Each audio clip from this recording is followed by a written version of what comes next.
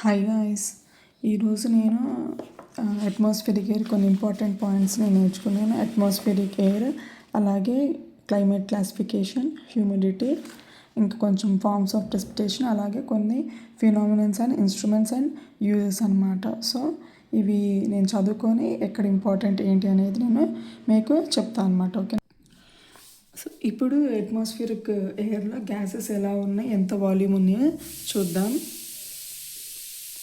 ఇది అట్మాస్ఫిరిక్ ఎయిర్లో అనమాట.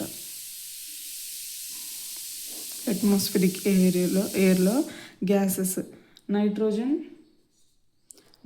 ఎంత అంటే 78%, ఆక్సిజన్ 21 అంటే అప్రాక్సిమేట్లీ 21% ఉంటుందన్నమాట. ఇంపార్టెంట్. ఆర్గన్ 0.93%, అలాగే కార్బన్ డైఆక్సైడ్ ఇది చాలా ఇంపార్టెంట్లో 0.03% అనమాట. సో ఇవి అట్మాస్ఫియర్ ఎయిర్లో మన గ్యాసెస్ పర్సెంట్ అనమాట. Nitrogen, oxygen, organ, carbon dioxide. అయితే అట్మాస్ఫియర్ ఎయిర్లో కాకుండా సాయిల్ ఎయిర్లో కూడా మీరు గుర్తుపెట్టుకోవాల్సింది ఏంటి అంటే, సాయిల్ ఎయిర్లో అంటే నైట్రోజన్ రెండిట్లో ఆల్మోస్ట్ సేమ్ ఉంటుంది, ఆక్సిజన్ కొద్దిగా తగ్గుతుంది. ఇక్కడ ఇంపార్టెంట్ ఏంటంటే కార్బన్ డైఆక్సైడ్ నంబరు, అలాగే సాయిల్ ఎయిర్లో కార్బన్ డైఆక్సైడ్ ఎంత ఉంటుంది అంటే నియర్లీ 8 to 10 times. ఇది అడుగుతాడు, ఎన్ని టైమ్స్ అని అడుగుతాడు. So nearly 8 to 10 times carbon dioxide soil లేయర్లో ఎక్కువ ఉంటుంది అట్మాస్ఫిరిక్ ఎయిర్ కంటే. సో ఈ నంబర్ 8 to 10 times అనేది గుర్తుపెట్టుకోండి. Next solar constant value. ఏంటంటే ఇంపార్టెంట్ పాయింట్స్ లాగా చెప్తున్నాను నేను. Next solar constant value. ఇది ఏంటంటే ఫస్ట్ టైం రాసే వాళ్ళకి వాల్యూస్ అడుగుతారా, లేకపోతే ఇప్పుడు లాస్ట్ టైం యూనిట్ అడిగారు స్పెసిఫిక్ లీఫ్ ఏరియా, అసలు ఎవరు ఎక్స్పెక్ట్ చేయరు. అంటే యూనిట్స్ కూడా అడుగుతారా, ఫార్ములాస్ ఏంటంటే ఈ ఇయర్ ఎక్కడ రిస్క్ తీసుకోవద్దు కాబట్టి మనం ఏంటంటే చిన్నవి కూడా స్కిప్ చేయకుండా ఇది గుర్తుపెట్టుకుని, అంటే మనం చదువుకొని రాసేటట్టు ఉంటాయి కాబట్టి పెద్ద కష్టమేం కాదనమాట. ఒకసారి గుర్తుపెట్టి solar constant calorie per cm²/min అనమాట. సో సోలార్ కాన్స్టెంట్ వాల్యూ ఎంత అంటే 1.94 calorie per cm²/min అనమాట. అదే SI యూనిట్లో అయితే 1353. ఇవన్నీ ఒక దగ్గర రాసుకోండి మీరు వాట్స్ పర్. అప్పుడు నేను లాస్ట్ మినిట్ రివిజన్ అప్పుడు బాగా హెల్ప్ అవుతుంది అనమాట. సో సోలార్ కాన్స్టెంట్ వాల్యూ ఎంత అంటే 1.94 calorie/cm²/min. SI యూనిట్లో అయితే 1353 watts/m². మళ్ళీ ఇంకో ఇంపార్టెంట్ ఏంటంటే పార్, ఫోటోసింథటిక్. ఇందులో మెయిన్గా మీరు 3 points గుర్తుపెట్టుకోవాలి. ఫోటోసింథటిక్ యాక్టివ్ రేడియేషన్ అనమాట పార్. ఇది మనం ఏ వేవ్ లెన్స్లో చూస్తామంటే 0.4 to 0.7 మైక్రోమీటర్స్ అనమాట. అంటే మనం ఈ వేవ్ లెంత్లోనే మనము ఈ పార్ ఎక్కడ ఏ వేవ్ లెంత్లో వచ్చిందని అడుగుతారు. 0.4 to 0.7 లేదా 400 to 700 nanometers. అంటే యూనిట్స్ ఏదన్నా కానీ ఇట్లా 4-7 అని గుర్తుపెట్టుకోండి. ఓకేనా. నెక్స్ట్ ఇది దేంతో మెజర్ చేస్తారు, లైక్ పార్ ఆర్ ఫోటోస్ దేంతో మెజర్ చేస్తారంటే ఇంపార్టెంట్ క్వాంటమ్ సెన్సార్. మీరు కాన్సెప్ట్స్ కనుక మీకు ఏదైనా అర్థం కాకపోతే ఖచ్చితంగా మీరు కాన్సెప్ట్స్, మెటీరియల్స్ ఒకసారి చూసుకోండి. ఓకేనా. ఇది నేను ఓన్లీ జస్ట్ పాయింట్స్ నేను స్ట్రెస్ చేస్తున్నాను అనమాట, అంతే. ఓకేనా. పార్లో గుర్తుపెట్టుకోవాల్సిన, మీరు ఆ కాన్సెప్ట్ చదువుకుంటే మీరు ఎక్కువ ఏది గుర్తుపెట్టుకోవాలంటే వేవ్ లెంత్, అది దేంతో మెజర్ చేస్తారు, దాని యూనిట్ ఏంటి, యూనిట్ వచ్చేసరికి ఐన్స్టీన్ ఆర్ watts/m². ఇదనమాట మెయిన్. ఈ వేవ్ లెంత్, క్వాంటమ్ సెన్సర్ అనేది ఇంపార్టెంట్ అనమాట. నెక్స్ట్ ల్యాప్స్ రేట్ అనమాట. ల్యాప్స్ రేట్ వచ్చేసరికి 6.5 degrees Celsius/km. ఇది ఎట్లా అంటే ట్రోపోస్ఫియర్ అది ఉంది కదా, అట్లా అనమాట. Lapse rate 6. అది ఇంకోటి, దీనికి కన్ఫ్యూజ్ అవ్వద్దు ల్యాప్స్ రేట్కి డ్రై అడియాబాటిక్ ల్యాప్స్ రేట్కి. ఒకసారి చూసుకోండి. ఇది 10 degrees Celsius/km అనమాట. ఇది ఏంటంటే సడన్ డిక్రీజ్ అనమాట, వర్టికల్ టెంపరేచర్ డిఫరెన్స్ గ్రేడియంట్. ఇదేంటంటే ఇంక్రీజ్ ఆర్ డిక్రీజ్ అనమాట, రైజ్ ఆర్ ఫాల్ ఆఫ్ టెంపరేచర్ని మామూలుగా అడియాబాటిక్ ల్యాబ్స్ రేట్ అంటారు. డ్రై అడియాబాటిక్ ల్యాబ్స్ రేట్ ఏంటి అంటే 10 degrees Celsius/km. ఇంకోటి ఇంపార్టెంట్ ఏంటి అంటే ఆల్బెడో. ఇవి యాక్చువల్గా మనకి 60 క్వశ్చన్స్ రావడానికి చాలా ఇంపార్టెంట్ టాపిక్స్ ఉంటాయి. బట్ ఇవి ఏంటంటే చిన్న టాపిక్స్లా కనిపిస్తాయి కానీ బట్ అన్ఎక్స్పెక్టెడ్ క్వశ్చన్స్ ఒక 2-3 ఇవ్వాలనుకోండి ఇలాంటి టాపిక్స్లోంచి ఇస్తారనమాట. ఓకే, ఆల్బెడో అంటే తెలుసు కదా, ఇన్కమింగ్ సోలార్ రేడియేషన్స్ అంటే మన సర్ఫెక్స్ మీద వచ్చినప్పుడు ఎట్లా రిఫ్లెక్ట్ అవుతుంది ఎంత అనేది. దీంట్లో మనం మెయిన్గా 2 గుర్తుపెట్టుకోవాలి. అంటే ఒకటి క్రాప్ సర్ఫేస్, ఇంకోటి ఫ్రెష్ స్నో అనమాట. మామూలుగా రేంజ్ ఒకసారి గుర్తుపెట్టుకోండి. అందులో క్రాప్ సర్ఫేస్ వచ్చేసరికి 23 to 30%, ఫ్రెష్ స్నో వచ్చేసరికి 75 to 95%. So crop surface important, 23 to 30%. Albedo of crop surface ఎంత అని అడుగుతారు అట్లా అనమాట. సో నెక్స్ట్, సో మనం నిన్న మామూలుగా వెదర్, అట్మాస్ఫియర్, అవి చూసాం అనమాట. ఇప్పుడు మనకి క్లైమేట్లో ఎట్లాంటి క్లైమేట్ క్లాసిఫికేషన్ అనమాట. ఏ సైంటిస్ట్ ఏది చెప్పారు, లేకపోతే ఏ ఇన్స్టిట్యూట్ వాళ్ళు ఏ సైంటిస్ట్ క్లైమేట్ని బేసిస్ చేసుకొని చేశారనేది చెప్తారనమాట. So classification of climate క్లాసిఫికేషన్లో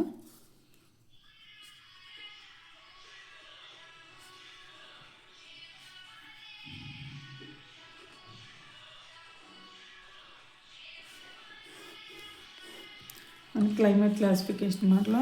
so first వచ్చేసరికి డీకండోల్.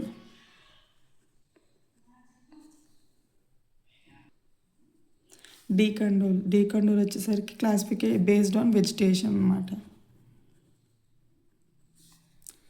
నెక్స్ట్ వచ్చేసరికి కూపెన్.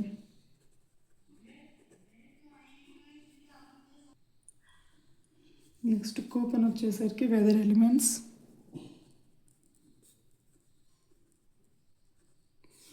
నెక్స్ట్ ట్రోల్ క్లాసిఫికేషన్ అనమాట.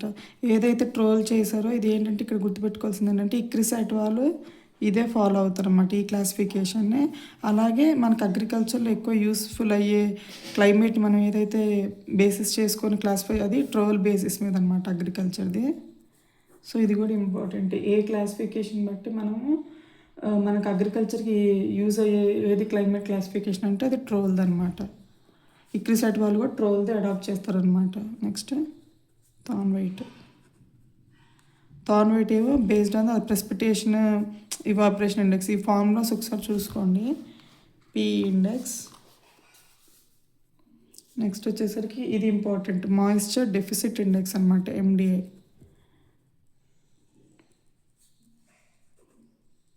Moisture deficit index. ఇవి ఏంటంటే రేంజెస్ ఉంటాయి అన్నమాట. Sub humid, semi arid, arid, ఈ 3 రేంజెస్ అనమాట ఎండిఐ వాల్యూస్. దీన్ని బట్టి మనం క్లైమేట్స్ని డిసైడ్ చేస్తాం అనమాట. సబ్ హ్యూమిడ్ వచ్చేసరికి 0 to 33.3, సెమీ ఎరిడ్ వచ్చేసరికి -33.33 to -66.6, ఎరిడ్ వచ్చేసరికి మోర్ దెన్ -66.66. అంటే ఎండిఐ వాల్యూ ఏదైతే ఫార్ములా ఉండిద్ది అది ఒకసారి చూసుకోండి. బట్ ఈ వాల్యూస్ అయితే చాలా ఇంపార్టెంట్ అనమాట. వాల్యూస్ ఏ వాల్యూ వస్తే అది ఏంటి క్లైమేట్ రీజన్ అంటే ఎరిడ్ రీజన్ అయితే ఇంత ఎండిఐ వాల్యూ ఉంటే ఎరిడ్ అనమాట, ఇంత వాల్యూ ఉంటే సెమీ ఎరిడ్, సబ్ హ్యూమిడ్ అనమాట. ఇది మనకి ఐకార్ వాళ్ళు ఫాలో అవుతారనమాట. ఐకార్ వాళ్ళు ఏదైతే చేస్తారు కదా మనకి all India coordinated research projects on dry land, వీళ్ళు ఈ ఐకార్ బేస్డ్ అందరూ ఈ ఎండిఐని అడాప్ట్ చేసుకుంటారు. ఇక్రిసాట్ వాళ్ళు వచ్చేసరికి ట్రోల్ అనమాట. సో ఇది కూడా ఒక ఇంపార్టెంట్ టాపిక్ అనమాట. ఇది కూడా డీకండోల్ వెజిటేషన్ బేసిస్ మీద క్లైమేట్ని క్లాసిఫై చేశారు. ఎండిఐకి అయితే ఈ వాల్యూస్, ఐకార్ వాళ్ళు ఏది, ఇక్రిసాట్ వాళ్ళు ఏది అనేది ఇక్కడ మనకి ఒక కాన్సెప్ట్ అనమాట. ఇంకోటి వచ్చేసరికి మనకి కాన్సెప్ట్ వచ్చేసరికి హ్యూమిడిటీ అంటేనే మనకి 3 ఉంటాయి, రిలేటివ్ హ్యూమిడిటీ, అబ్సల్యూట్, స్పెసిఫిక్. అందులో మనం ఎక్కువ అగ్రికల్చర్లో యూజ్ చేసేది ఏంటి అంటే రిలేటివ్ హ్యూమిడిటీ అనమాట. తెలుసుగా అందరు రిలేటివ్ హ్యూమిడిటీ RH ఎక్కువ చూస్తారనమాట. ఇది మనకి పర్సంటేజ్లో మనం మెజర్ చేస్తాము. మనకి క్రాప్లో ఓవరాల్గా optimum relative humidity of any crops ఎంత ఉండాలి అంటే మనకి సజెస్టబుల్ 40-60%. ఇది ఇంపార్టెంట్ వాల్యూ. అంటే పర్టికులర్ ఏ క్రాప్కి ఎంత ఆర్హెచ్ అని స్పెసిఫిక్గా అడగరు కానీ బట్ ఆప్టిమమ్ ఓవరాల్గా ఎంత ఉండాలి ఒక క్రాప్ కంటే 40-60 రేంజ్లో ఉండాలన్నమాట. ఓకేనా. ఇది మనకి అగ్రికల్చర్లో యూజ్ చేసేది రిలేటివ్ హ్యూమిడిటీ అనమాట. జస్ట్ ఫార్ములాస్ అంటే యూనిట్స్ ఒకవేళ మనం చూసుకున్నట్టయితే humidity, specific humidity, absolute humidity. Specific humidity వచ్చేసరికి గ్రామ్స్ పర్ కేజీ. ఇది ఎట్లా అంటే లాస్ట్ టైం యూనిట్స్ ఉన్నాయి కాబట్టి మేబీ ఒకవేళ ఇస్తారని కానీ లేకపోతే అంత ఇంపార్టెంట్ ఏం కాదు. బట్ ఇదైతే ఇంపార్టెంట్. రిలేటివ్ హ్యూమిడిటీ 40-60% ఇది. అలాగే ఫార్మ్స్ ఆఫ్ ప్రెసిపిటేషన్ ఒకసారి చూసుకోండి.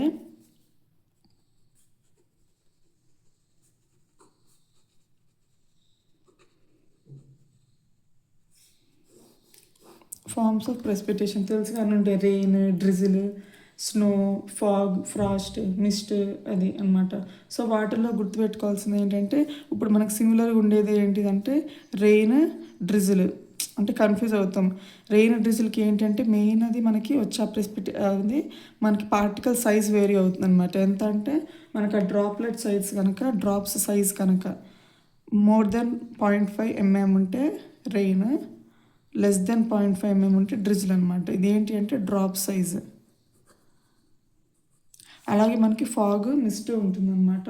ఫాగ్ వచ్చేసరికి లెస్ దెన్ అంటే రేంజ్ 1-150 మైక్రాన్స్.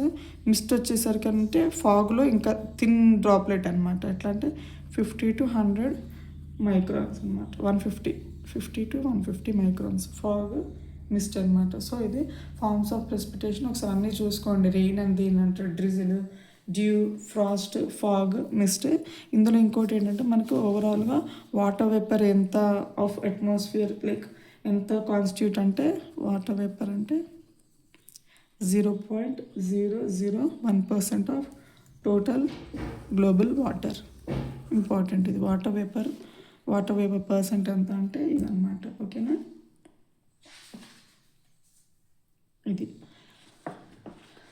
ఇది forms of precipitation, humidity, climate classification, మనకి అట్మాస్ఫియరిక్ ఎయిర్, ఇంకా సాయిల్ ఎయిర్లో చూసుకోవాల్సినవి. ఇవేంటి అంటే మనకి అయిపోయిన తర్వాత నెక్స్ట్ మనకి ఫినామినన్స్ ఉంటాయి కదా.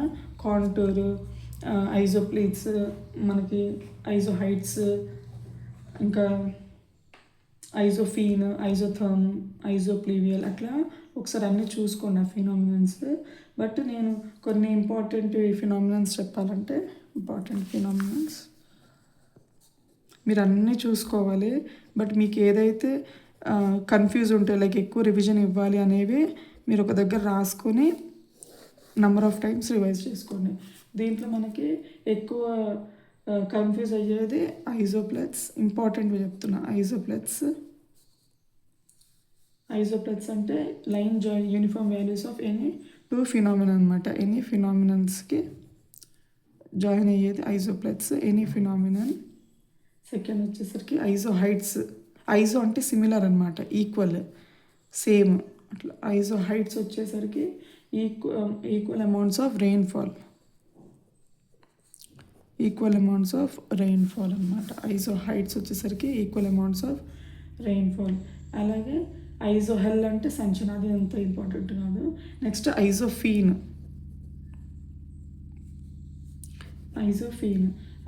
వచ్చేసరికి మనకి సీజనల్ ఫినామినన్స్ అనమాట. Similar seasonal phenomenon. ఇంకోటి వచ్చేసరికి ఐజోప్లివల్. ఇవన్నీ ఏంటంటే ఇక్కడ ఇట్లా కొంచెం ఒకసారి చూసుకోండి టర్మినాలజీ. ఫ్లూయల్ వచ్చేసరికి depth of rainfall, equal depth of rainfall అనమాట. ఐజోహైట్స్ అంటే అమౌంట్ ఆఫ్ రెయిన్ఫాల్, ఐజోప్లివియల్ అంటే డెప్త్ ఆఫ్ రెయిన్ఫాల్ అనమాట. ఫీల్ అంటే సీజనల్ అది. నెక్స్ట్ ఐజోటెక్ అంటే విండ్ వెలాసిటీ.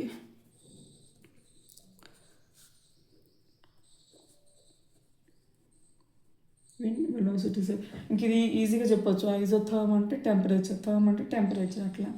ఐజోటోప్, న్యూట్రియన్స్, ఇంక మిగతా అన్నీ ఈజీ గుర్తుంటుంది. అయితే ఇంకోటి కూడా ఉంది,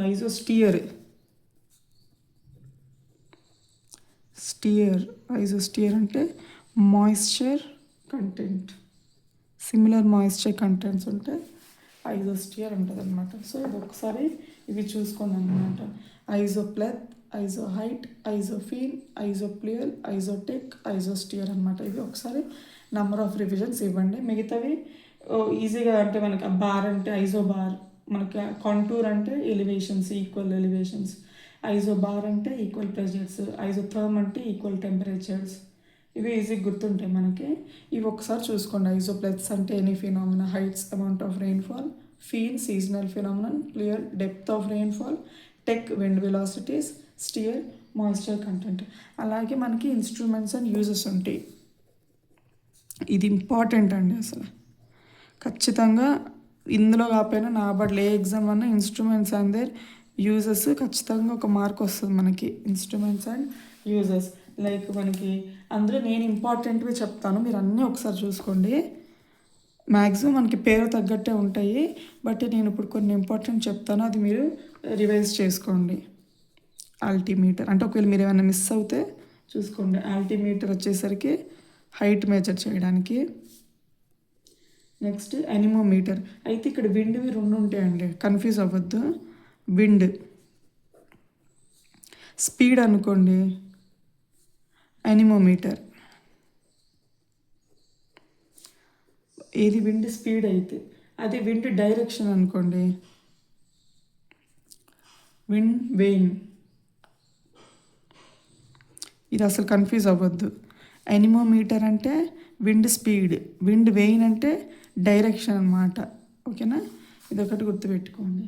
నెక్స్ట్ థర్డ్ వచ్చరికి క్రెస్కోగ్రాఫ్. గ్రాఫ్ అంటే మనం ఇట్లా చేసేది కదా, క్రెస్కోగ్రాఫ్ అంటే growth of a plant.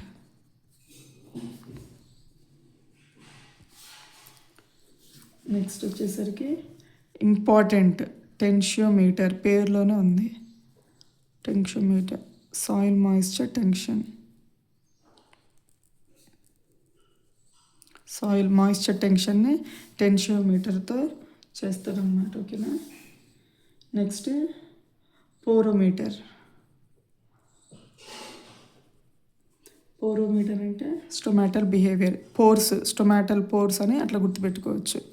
Stomatal behaviour. పోరోమీటర్ ఉంటుంది, పోటోమీటర్ ఉంటుంది. ఇవి ఎట్లా అంటే మనకి ఒక్కసారి చదివితే ఒక్కోసారి కన్ఫ్యూజ్ అవుతుంది దగ్గర. పోరోమీటర్ అంటే స్టొమాటల్, పోటోమీటర్ అంటే ట్రాన్స్పిరేషన్. ఇలా గుర్తుపెట్టుకోండి. టీ పోటో ట్రాన్స్పిరేషన్. పోర్ అంటే స్టొమాటల్ పోర్స్ అన్న గుర్తుపెట్టుకోవచ్చు, లేదా పోటో అంటే ట్రాన్స్పిరేషన్, టీ అని గుర్తుపెట్టుకోండి. ఓకేనా. Next pycnometer.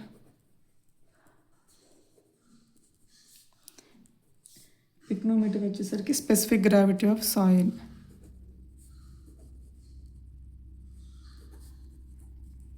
Pycnometer specific gravity. అయితే పిక్నోమీటర్కి పిజోమీటర్కి కన్ఫ్యూజ్ అవుతాం అన్నమాట. పిజో స్పెసిఫిక్ గ్రావిటీ, ఇది వచ్చేసరికి డెప్త్ అనమాట, డెప్త్ ఆఫ్ వాటర్ టేబుల్. మనం అస్సలు కన్ఫ్యూజ్ అవ్వద్దు ఆప్షన్స్లో. Pycno specific gravity, piezo depth of water table. ఇంకో 2 కన్ఫ్యూజ్ అయ్యేది ఏంటి అంటే హైడ్రోమీటర్, హైగ్రోమీటర్. హైడ్రోమీటర్ అంటే మనకి యాన్యువల్ హస్బెండరీ కూడా వస్తామంటే డెన్సిటీ ఆఫ్ లిక్విడ్స్, మిల్క్ది కానీ అట్లా మనకి ఫ్లూయిడ్స్ మెజర్ చేసేది హైడ్రోమీటర్. ఇది హైగ్రోమీటర్ ఆర్ సైక్రోమీటర్. చాలా ఇంపార్టెంట్ ఇది. హైగ్రోమీటర్, సైక్రోమీటర్ వచ్చేసరికి రిలేటివ్ హ్యూమిడిటీ. మనకి ఇది యాక్చువల్గా టెన్షియోమీటర్ అంటారు, లేకపోతే ఇర్రోమీటర్ కూడా అంటారు. ఇర్రోమీటర్ అంటే నేమ్స్ డిఫరెన్స్, బట్ ఇట్లా టెన్షియో అయితే గుర్తుంటుంది. మళ్ళీ ఇర్రోమీటర్ అంటే మళ్ళీ వేరేది ఏది అనుకోవద్దు. హైగ్రోమీటర్ ఆర్ సైక్రోమీటర్ ఏది అంటే relative humidity. Next manometer, pressure, root pressure అనమాట. ఉట్టి ప్రెషర్ కాదు, ప్రెషర్ అంటే మళ్ళీ అది బ్యారోమీటర్ అవుతుంది. అట్మాస్ఫిరిక్ ప్రెషర్ అంటే, మానోమీటర్ అంటే రూట్ ప్రెషర్. నెక్స్ట్ వచ్చేసరికి లైసిమీటర్, ఇంపార్టెంట్. ఈటీ లాస్ అనమాట, evapotranspiration, ET loss or leaching అనమాట. ఇవి అనమాట. సో ఇవి ఇంపార్టెంట్ మనకి. చాలా ఉంటాయి ఇంకా ఇన్స్ట్రుమెంట్స్, మీరు ఒక్కసారి చూసుకోండి. వాటిల్లో ఇవి ఈ 11 పాయింట్స్. ఇంకా మీకు సన్షైన్ అవర్స్, పైరనోమీటర్, హీలియోమీటర్ అలా చాలా ఉంటాయి. బట్ ఇవి చాలా ఇంపార్టెంట్ అనమాట. ఈ 11 ఒకసారి కంపల్సరీ 2-3 రివిజన్స్ ఇవ్వండి. Altimeter height, wind speed or direction, wind speed anemometer, wind direction wind vane, crescograph growth of plant, tensiometer or irrometer soil moisture tension, porometer stomatal behavior, potometer transpiration, pycnometer specific gravity, piezometer depth of water table, hygrometer or psychrometer relative humidity, manometer root pressure, lysimeter ET. hygrometer ఇది lysimeter ఇంకా tension ఇరోమీటర్ చాలా important. ఈ మూడు ఇంకా important అనమాట. So ఖచ్చితంగా ఈ instruments ఒకసారి చూసుకోండి, ఓకేనా? హోప్ మీకు ఈ రోజుది కూడా హెల్ప్ అవుతుందని అనుకుంటున్నాను. Thank you for your time. Thank you for watching. Happy learning.